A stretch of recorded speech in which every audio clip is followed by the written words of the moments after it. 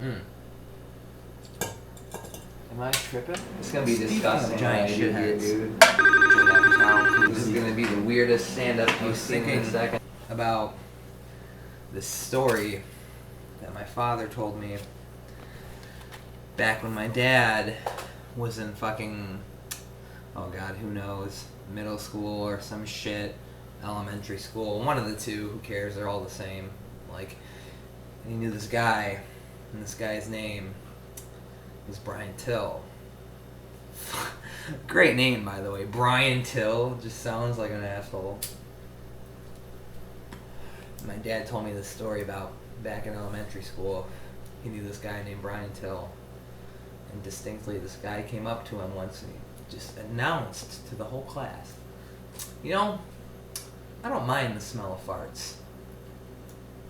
And my dad told me that after he announced that great statement apropos of nothing, that another student then proceeded to wrangle him between his legs like a UFC fighter move, like to tap him out, and then fucking proceeded to fart right in this guy's face, holding him in his crotch between this goddamn armbar pull move. And then all of a sudden, this fucking fart smeller, Brian Till, is just absorbed with this other kid's stank, and he's like wriggling, and yeah, and my dad's like describing it, like he's like all fucked up and like doesn't like it. And then the kid finally farts and like releases Brian from the chokehold of stank, and then all of a sudden, like, Brian just looks up and he's just like, I was wrong. I don't like the smell of farts anymore. And then I thought about that like real hard, and I'm like, damn, that's a way we could like if we could cure addiction that way. Like if we adopted that same method that Brian Till had toward his love of fucking fart smell toward anything, we would cure addiction. Like think about it. Like, all right, just take the Brian Till approach. Oh, you like crack? Oh, you like crack? Do you? All right.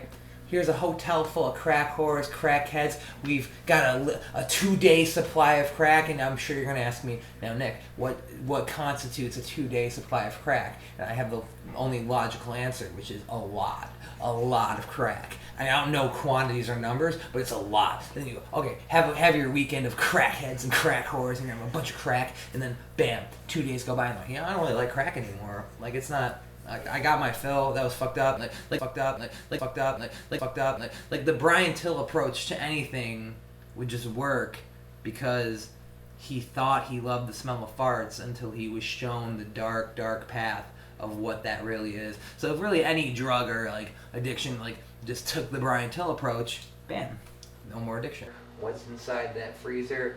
Bagel dogs and Schwann's pizza. You don't even know what's going on right. One of us is drunk, and that's me. One of us is high, that's also me. Hey, why don't you move out the way of the fucking Schwann's pizza? You just gotta move, bro, because I'll demolish you if you come between me and Schwann's pizza. Like, you're... Yeah, I'm sorry about that. Life's been pretty weird since I dropped out of college. I mean, I don't know, like, I dropped out of college, and it was like, you leave college, you move back in with your parents, you work in a drive-thru, and then you think to yourself one day, you're like, man, life is dope. And only in the sense that you can only say that if you're like a functioning drug addict or alcoholic. Be like, yeah, I live at home with my parents, I don't have to pay rent. And then be like, oh yeah, I drink all the time, and I work in a drive-thru where I phone it in every day. And I thought about it, I'm like, yeah, this is the greatest. But then, one day I had an epiphany. And this epiphany came out of fucking nowhere. So,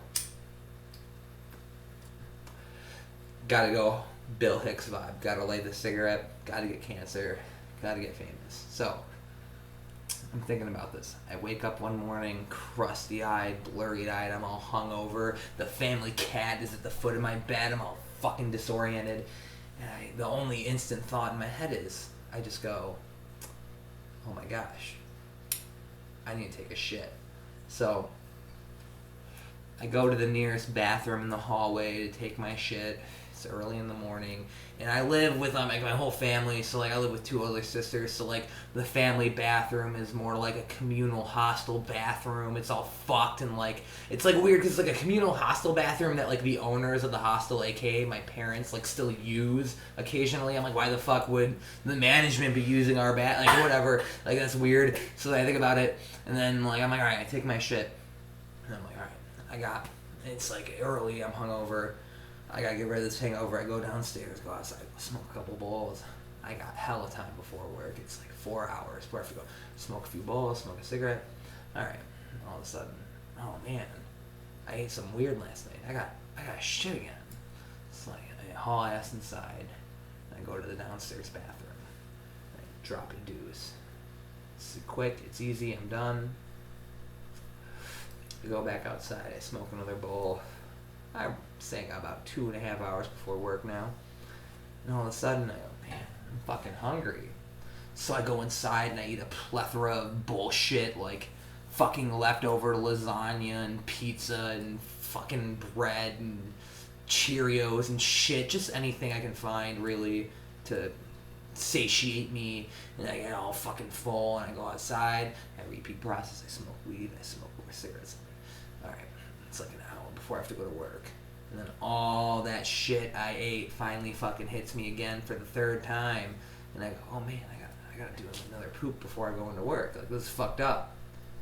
So I run, and instinctively, I don't know why, I run upstairs. Maybe I needed something from my room. Maybe I wanted to go pet the cat on my bed. I don't know why, but I go upstairs to poop. And for some reason, I go into my parents' room, in their bathroom, which is like the cleanest. And I just fucking spray shit ever. I just poop all over, and I'm pooping in this like meditative, therapeutic state to a point where I have this realization, and I think to myself, man, I haven't even gone to work yet today, but I have pooped in all 3 toilets in this house, and I felt happy. I was just like, man, Nick, what an accomplishment. Like, you pooped in every toilet. That's awesome. You're a G. And then I thought about it for a minute, and I'm like, I'm a college dropout. I live at home with my parents. I work in a drive-thru. And my accomplishments are literally shit. Man,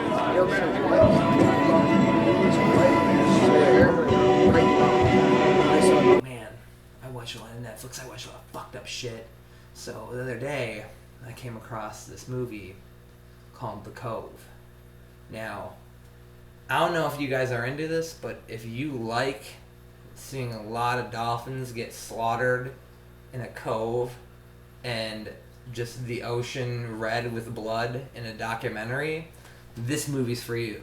Now, if not, avoid it, but I mean, it's fucked up. I didn't know what I was getting into. It was a documentary of how dolphins are this aphrodisiac and they love the fins and shit and they just kill them for fun. And it's fucked up though. It's fucked up.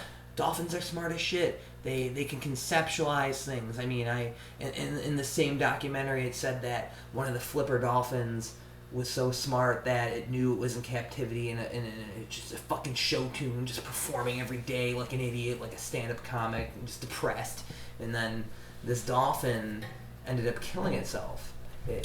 Dolphins can survive up to 6.5 to 7.5 minutes or some shit underwater, and this dolphin just ended up killing itself. It just drowned itself. It just knew its life was shit and it just went to the bottom of the fucking tank and died, and it killed itself. And I thought about that and it just fucked me up. I'm like, man, these creatures are so insane that they can conceptualize suicide. I mean, they can think about that like a human, and they're mammals, and they're like, man, fuck this shit. I'm not gonna live for this. Like, fuck it. And they just commit suicide. And I thought about it, like, man, that bums me out. And I was watching that Cove movie, and it just was like, man, this is real. And I'd be like, nee. And I thought about it, man. What fuck with me is dolphins react to sonar. They react to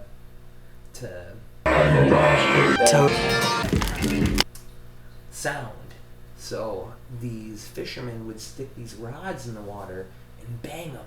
So the dolphins would all go insane from the waves of the sounds, the sonic waves, and then they would all flock to the fucking cove because they thought it was safe because the sounds were coming from out there, and then these dudes would come up and just fucking slaughter them to death, and it was entertainment apparently. And then like you're thinking like, man, these are smart creatures that commit suicide, but then like I don't know, like 3 months after I see the cove and I feel bad about it, I'm watching National Geographic and I see this thing about dolphins. And I'm like, yeah, dolphins are smart.